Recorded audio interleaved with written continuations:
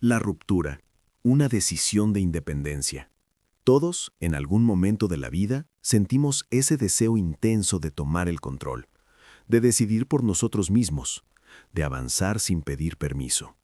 Así comienza esta historia, y si somos honestos, así comienzan muchas de las nuestras. Jesús habla de un padre y de dos hijos. El menor, inquieto, inconforme, convencido de que hay algo mejor más allá de los límites del hogar, toma una decisión que cambia todo. Se acerca a su padre y le pide su herencia antes de tiempo. No es solo una petición económica, es un mensaje silencioso pero profundo. Quiero mi vida, pero sin ti. Es el deseo de independencia llevado al extremo. El padre, sorprendentemente, no discute, no obliga, no retiene. Entrega lo que el hijo pide. Y aquí hay una verdad poderosa para nuestro crecimiento espiritual. Dios no fuerza relaciones. Él permite elecciones, incluso cuando sabe que nos pueden doler. Este momento representa la ruptura, no solo física, sino interna. El hijo cree que la libertad está lejos del padre, cuando en realidad siempre estuvo con él. ¿Y cuántas veces nos pasa igual? Confundimos libertad con distancia, crecimiento con alejamiento, madurez con autosuficiencia. El hijo se va, y al hacerlo, no solo deja una casa, deja una identidad, una cobertura, una relación. Se lleva recursos, pero deja atrás la sabiduría. Se lleva dinero, pero abandona el propósito. Y eso es clave para la vida personal. No todo lo que podemos tomar nos conviene llevarlo solos. Esta parte de la historia engancha porque nos confronta sin acusarnos. Nos invita a mirarnos por dentro y preguntarnos, ¿de qué cosas me he alejado creyendo que así crecería? ¿Qué decisiones he tomado buscando independencia, pero perdiendo dirección? Aquí quiero invitarte a algo importante. Si esta historia ya está tocando algo en ti, déjalo en los comentarios. Comparte qué parte conecta contigo. Y te animo a quedarte hasta el final, porque lo más fuerte de esta historia no es la caída, es la restauración que viene después. Porque aunque ahora el hijo cree que empieza su mejor etapa, en realidad está dando el primer paso hacia una lección que transformará su vida por completo. Y en el siguiente tópico veremos qué sucede cuando la aparente libertad se convierte en pérdida y el camino elegido empieza a mostrar su verdadero precio. El camino del desorden y la pérdida. Al principio, todo parece funcionar. El hijo menor llega a una tierra lejana, con los bolsillos llenos y el corazón convencido de que tomó la mejor decisión de su vida. Nadie lo corrige, nadie le pone límites, nadie le pregunta dónde va ni por qué. Y eso, para muchos, se siente como libertad absoluta. Pero aquí hay una verdad silenciosa que el crecimiento personal nos enseña con el tiempo. No toda libertad produce plenitud. El dinero comienza a abrir puertas, pero no relaciones verdaderas. Las risas abundan, las fiestas se multiplican y la vida parece intensa, rápida, emocionante. Sin embargo, todo está construido sobre algo frágil. Lo que se compra no permanece. El hijo no está invirtiendo en su interior, solo está gastando lo que tiene afuera. Poco a poco, sin darse cuenta, empieza el desorden. No solo financiero, sino emocional y espiritual. Cuando no hay dirección, las decisiones se vuelven impulsivas. Cuando no hay propósito, todo se convierte en exceso. Y cuando no hay raíz, cualquier viento termina derribándolo todo. Entonces sucede lo inevitable. Los recursos se acaban. El mismo mundo que lo recibió con aplausos, ahora guarda silencio. Aquellos que estaban cerca por interés desaparecen. Y el hijo descubre una lección dura pero necesaria para crecer. Cuando pierdes lo externo, queda al descubierto lo interno. Este momento de la historia nos confronta profundamente, porque muchas veces no perdemos de golpe, perdemos de a poco. Primero la paz, luego la claridad, después la identidad. Seguimos avanzando pero cada vez más vacíos. Seguimos ocupados pero cada vez más perdidos. El hijo pensó que alejarse del padre lo haría más fuerte, pero lo está dejando sin sustento. Pensó que vivir sin límites lo haría libre, pero empieza a sentirse atrapado por sus propias decisiones. Y aquí la historia conecta con nuestra vida diaria. Cuando desconectamos lo que hacemos de lo que somos, tarde o temprano, todo se desordena. Aún así, el hijo no se detiene, sigue adelante, convencido de que puede arreglarlo solo. Pero la vida tiene una forma muy particular de enseñarnos. Cuando no escuchamos a tiempo, las circunstancias hablan más fuerte. Y es entonces cuando llega el punto más bajo, no de golpe, sino como una caída lenta, silenciosa, casi invisible, hasta que ya no hay nada más que perder. Ese será el momento en el que el hijo no solo enfrentará la escasez externa, sino también el vacío interno. Ahí es donde la historia da un giro decisivo, y eso nos lleva directamente al siguiente tópico: el fondo, las consecuencias y la humillación que preparan el terreno para una transformación real. El fondo, consecuencias y humillación. El fondo no siempre llega con ruido. A veces llega en silencio, cuando ya no queda nada que sostenga lo que fuimos aparentando. Así le ocurre al hijo. Después de gastar todo, una gran escasez cubre aquella tierra, y lo que antes parecía un mundo lleno de oportunidades, ahora se vuelve un lugar hostil, indiferente y frío. Por primera vez, el hijo siente miedo real. Ya no es la emoción de la aventura, sino la ansiedad de no saber qué hará mañana. Busca ayuda, pero descubre algo doloroso. Las relaciones construidas sobre el interés no sobreviven a la necesidad. Nadie está dispuesto a sostenerlo cuando deja de ser útil. Consigue trabajo cuidando cerdos. Para muchos puede parecer solo un empleo más, pero para un joven judío esto representa lo más bajo posible. No solo es pobreza, es humillación. Es perder dignidad, identidad y sentido. Y aquí la historia se vuelve profundamente humana. El hijo toca fondo no solo económicamente, sino espiritualmente. El hambre se vuelve constante, tan intensa que llega a desear la comida de los cerdos. Ese pensamiento marca un quiebre interno, no porque el alimento sea indigno, sino porque el hijo finalmente ve hasta dónde ha llegado. Lo que comenzó como una búsqueda de libertad termina en esclavitud. Lo que parecía crecimiento terminó siendo degradación. Este momento nos incomoda porque nos refleja. El fondo no siempre es visible para otros, pero siempre es evidente para quien lo vive. Es ese punto donde ya no podemos justificarnos, donde dejamos de culpar a los demás, donde el orgullo se cansa de sostener una imagen que ya no coincide con la realidad. Pero hay algo importante aquí. El fondo no es el final. Aunque duele, aunque avergüenza, el fondo también puede ser el lugar donde empieza la verdad. Porque cuando todo se cae, lo único que queda es lo que realmente somos. El hijo ya no tiene fuerzas para huir, ya no tiene recursos para fingir, ya no tiene excusas para seguir igual. Y aunque todavía no lo sabe, este momento oscuro está preparando algo nuevo. No restauración aún, pero sí conciencia. No solución todavía, pero sí claridad. En el crecimiento personal y espiritual, este punto es clave. No todo fondo es castigo, muchos son llamados de atención, son pausas forzadas que nos obligan a mirarnos, a escucharnos, a preguntarnos quiénes somos y hacia dónde vamos. Y es precisamente ahí, en medio del cansancio, del hambre y del silencio, cuando sucede algo inesperado, algo pequeño pero poderoso, algo que no cambia la situación externa de inmediato, pero transforma completamente el interior. En el siguiente tópico veremos ese momento decisivo, el despertar, cuando el hijo vuelve en sí y comienza el verdadero camino de regreso. El despertar, reconocimiento y arrepentimiento. Hay momentos en la vida que no cambian lo que nos rodea, pero transforman por completo lo que somos por dentro. Para el hijo pródigo, ese momento llega en medio del hambre, la soledad y el cansancio. El texto dice algo sencillo pero profundamente poderoso: volviendo en sí. Esa frase marca el verdadero giro de la historia. El despertar no ocurre cuando mejora la situación, sino cuando cambia la conciencia.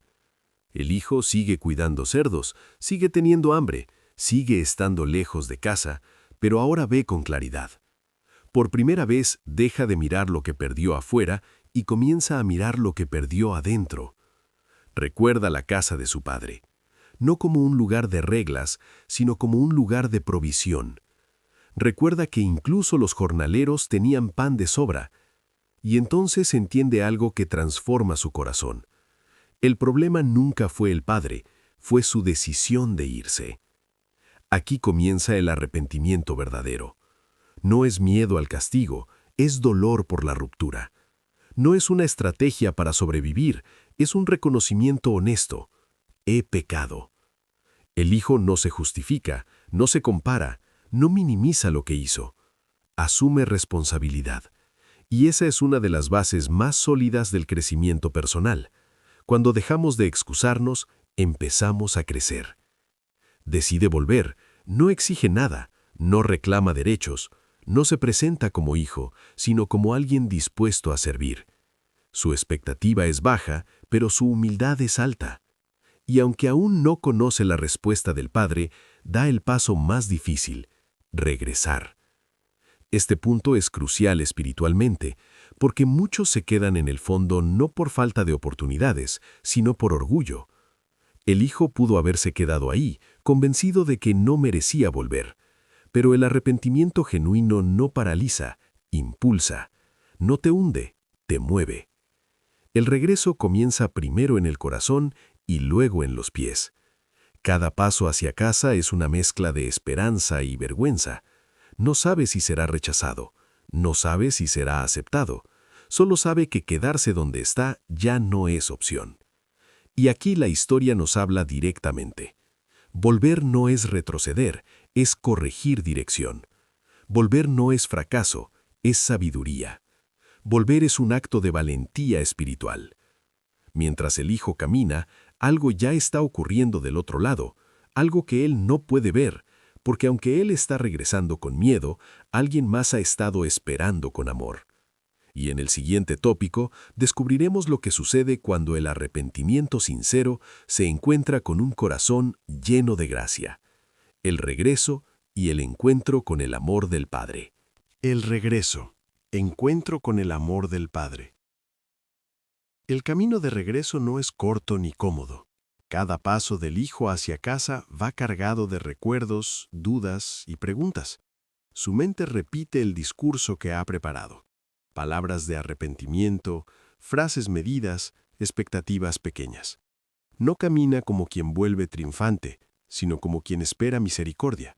Sin embargo, lo que no sabe es que, desde antes de que él apareciera en el camino, alguien ya lo estaba mirando. El padre lo ve de lejos, no porque estuviera vigilando, sino porque el amor aprende a esperar. Y cuando lo reconoce, no calcula, no se protege, no guarda distancia. Corre. En una cultura donde los hombres mayores no corrían, el padre rompe toda norma. El amor verdadero no se preocupa por la apariencia, se mueve por la compasión. Antes de que el hijo pueda arrodillarse, el padre ya lo está abrazando.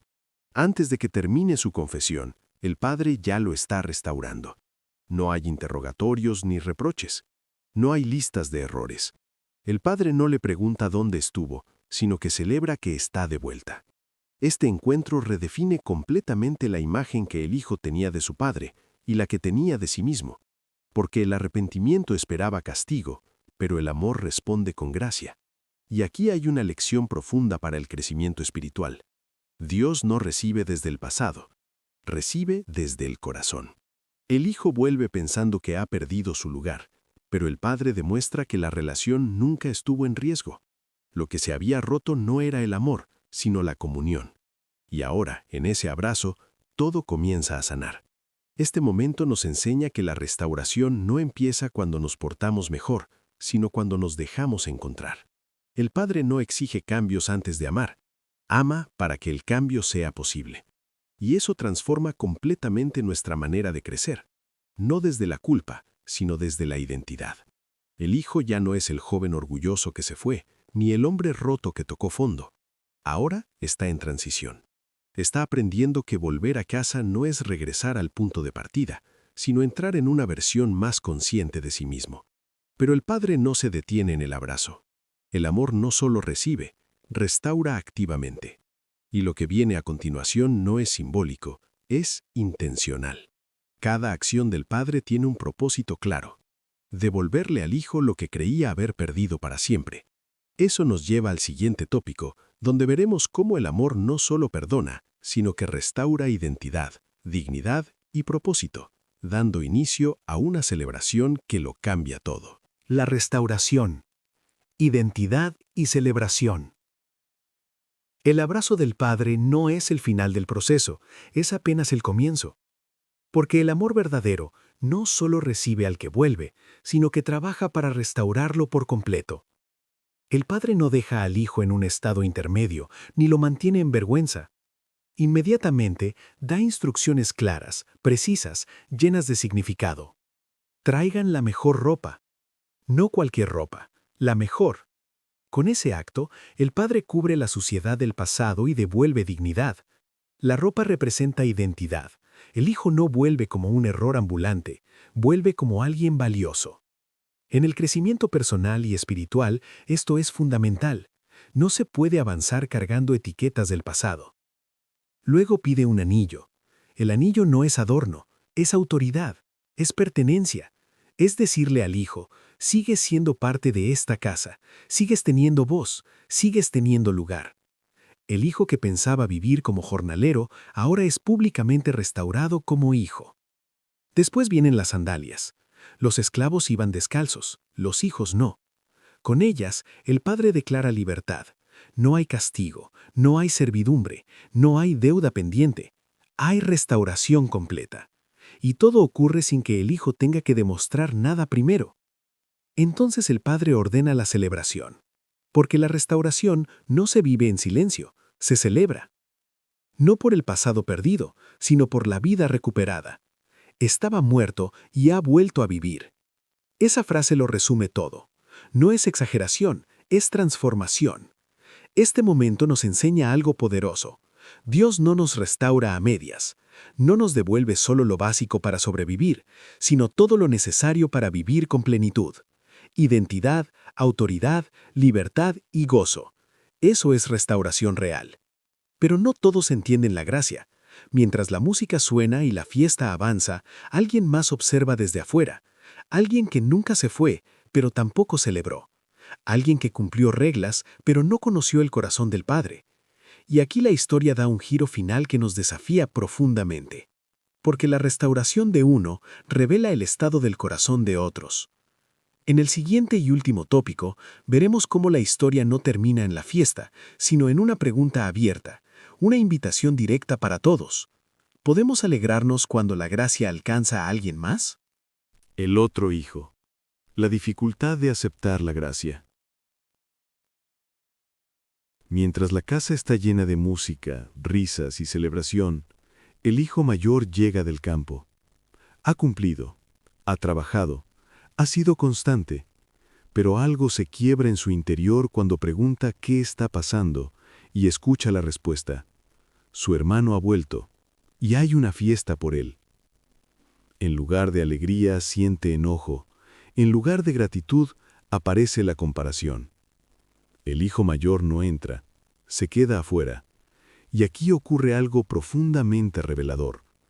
No solo se puede estar lejos del Padre viviendo en desorden, también se puede estar lejos viviendo en rigidez. El hijo mayor reclama justicia, pero lo hace desde el resentimiento. Enumera sus esfuerzos, sus sacrificios, su fidelidad. No miente, todo eso es real, pero su corazón está cansado, endurecido, desconectado. Nunca se fue de casa, pero tampoco disfrutó estar en ella. El padre sale nuevamente. Así como salió a buscar al hijo perdido, ahora sale a buscar al hijo correcto.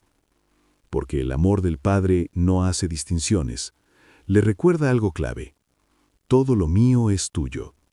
Es decir, nunca le faltó nada, pero tampoco lo disfrutó. Este último tópico nos confronta de una manera distinta. Nos obliga a preguntarnos, ¿nos alegramos cuando otros son restaurados o sentimos que la gracia debería ganarse? Porque la historia termina sin una respuesta clara. No sabemos si el hijo mayor entra a la fiesta. Jesús deja la escena abierta a propósito. La pregunta no es qué hizo el hermano mayor. La pregunta es, ¿qué vamos a hacer nosotros? El mensaje final es poderoso. La restauración no solo es para el que se fue lejos, también para el que se quedó, pero nunca entendió el amor. Dios quiere corazones transformados, no solo conductas correctas. Quiere hijos que vivan desde la gratitud, no desde la comparación. Y aquí conectamos todo el recorrido. Ruptura, pérdida, fondo, despertar, regreso, restauración y ahora decisión. Porque cada uno de nosotros se encuentra en algún punto de esta historia. Lo importante no es dónde empezamos, sino si estamos dispuestos a crecer, sanar y celebrar la gracia. Ahora quiero invitarte a dar el siguiente paso. Si esta narración habló a tu vida, déjalo en los comentarios. Escribe qué parte te tocó más o en cuál tópico te viste reflejado. Dale like para que este mensaje llegue a más personas que lo necesitan. Compártelo con alguien que esté en proceso de volver, de sanar o de crecer. Suscríbete para seguir caminando juntos en este proceso de crecimiento personal y espiritual.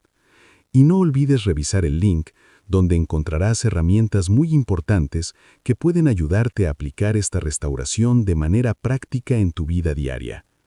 Gracias por quedarte hasta el final, porque lo más importante no es solo escuchar la historia, es permitir que también transforme la tuya.